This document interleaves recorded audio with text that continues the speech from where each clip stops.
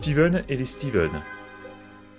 Vous avez aimé les derniers épisodes? Oui! Vous avez aimé qu'ils abordent des sujets intéressants? Oui! Vous voulez revoir Steven est un parfait crétin? Non! Tant pis pour vous! Steven et les gemmes sont à la recherche d'un sablier particulier parmi d'autres. Pourquoi pas celui-là? Lequel? Le tout petit là. Il est trop mignon. Steven, le légendaire sablier du temps ne peut pas être aussi petit, aussi insignifiant. Il doit être grand et majestueux. Tout comme celui-ci. Allons père, là, tu sais bien que c'est pas la taille qui compte, n'est-ce pas?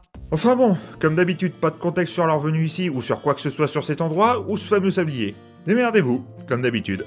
Et comme d'habitude, Améthyste fait une autre connerie et ce... temple, disons, nous fait une Indiana Jones. Steven se dépêche de prendre son petit sablier parce qu'il en a envie et il repart à temps pour que Steven parte à un concert avec son père, mais... Papa, t'es prêt pour la répétition? Wow. Eh ben, c'est vraiment une mauvaise journée. Il est coincé? Ouais. Désolé mon grand, je crois pas que je pourrai jouer au concert ce soir. Il faut que je m'occupe de ça.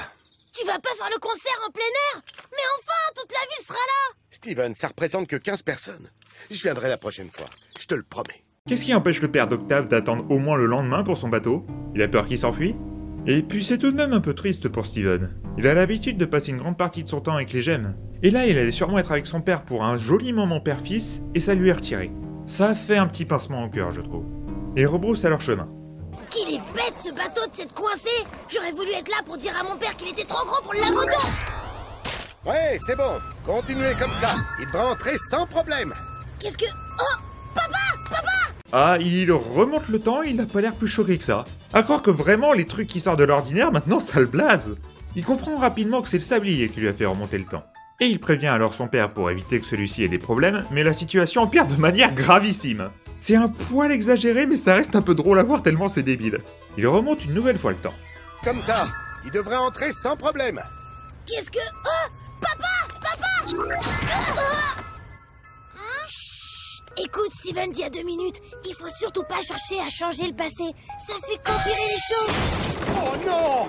Comment ça a pu arriver? C'est pas de chance. J'y tenais, moi, à ce concert en plein air. C'est bête qu'on puisse pas monter un groupe tous les deux. Oh, attends une seconde!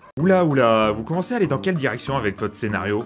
Ça va peut-être un peu commencer à devenir assez compliqué votre histoire si vous faites intervenir 2 Steven qui peuvent voyager dans le temps à leur guise. Comment ça, ils sont 4 maintenant? Steven et les Stevens, ils seraient contents de nous voir. Moi et lui, on est tous le même. Ouais, bon, je reconnais que tu chantes plutôt bien, Steven. Mais au point d'avoir un groupe composé que de toi? Déjà que un Steven c'était supportable, mais juste à la limite. Mais alors 4? J'ai vraiment plus aucune raison d'aimer cet épisode à présent. Et croyez-moi, ça va pas aller en s'arrangeant. Steven 2, tu seras le plus intelligent. Steven 3, tu seras le plus marrant. Et Steven 4, tu seras le plus sensible. Et moi, je serai tout simplement le plus beau! Ok, bon, plus que 3 Steven, puisque l'original vient de se changer en Johnny Bravo. Non mais par contre, ce qui suit est, je trouve, parmi l'une des choses les plus énervantes et incompréhensibles de toute la série. Steven devient un énorme connard.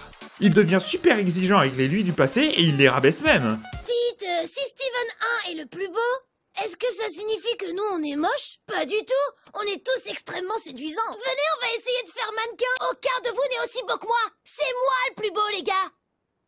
Depuis quand Steven est devenu un dictateur, sérieux? Il se met à agir comme ça pour on ne sait pas quelle raison. Et je crois en plus que ça sera la seule fois de la série où il sera comme ça. La seule explication que j'ai, c'est que peut-être qu'au fond, il a une assez mauvaise estime de lui-même et il se montre assez exigeant. C'est de la pure spéculation, mais ça sera assez raccord à ce qui arrivera dans le futur. Les 3 Steven se mettent alors d'accord pour virer le Steven original du groupe. Donc techniquement, vous vous virez vous-même plus tard. Et Améthyste les rejoint pour le remplacer, sans qu'elle se pose plus de questions.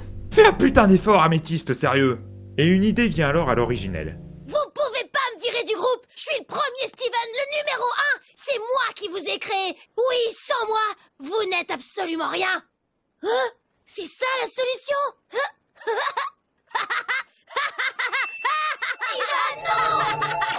Et il a viré totalement cinglé, ok. Honnêtement, je dois bien avouer que les situations un peu exagérées dans cet épisode rendent les scènes un peu plus drôles. Mais je suis pas trop sûr de si c'était le but recherché de me faire rire. Je suis quasi sûr que je devrais plutôt m'inquiéter de la compréhension de la suite. Il tente alors de changer le passé, mais bon. Les autres aussi ont le même sablier, alors... Il voyage encore et encore, si bien que de plus en plus de Steven se mettent à tous voyager dans le temps. Quelle vision cauchemardesque! Mais au moins, ça apporte quelques références à des épisodes passés, c'est sympa. Et même un autre du futur, wink wink.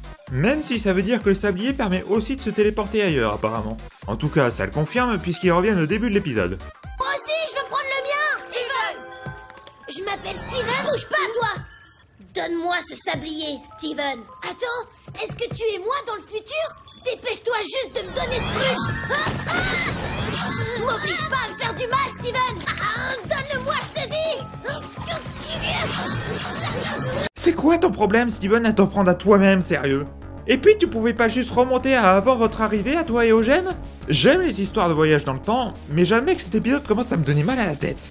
Et finalement, il réalise que lui et les autres Steven est tous des putains d'enfoirés. C'est pas trop tôt. Et pour remédier à ça, il décide de provoquer à la fois l'une des scènes les plus effrayantes, glauques et géniales de toute la série. Il n'existe qu'une seule solution!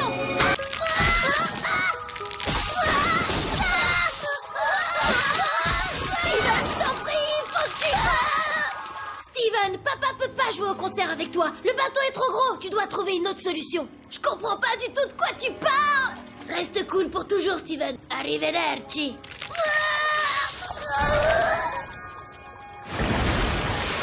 Et c'est parti pour toute une vie de rendez-vous chez le psy. Oh bon sang sérieux, la tête que Steven tire est juste à mourir de rire. Mais est-ce que ça veut donc dire techniquement que le Steven qu'on suit depuis l'épisode 1 est mort? C'est quand même osé de faire ça dans un dessin animé familial. Et l'épisode se conclut sur Steven faisant son concert avec les gemmes. Chose qu'il aurait pu faire dès le début de l'épisode. En plus, les paroles sont bien plus drôles en VO. Learn to stay true to myself by watching myself die. J'ai appris comment rester moi-même en voyant disparaître.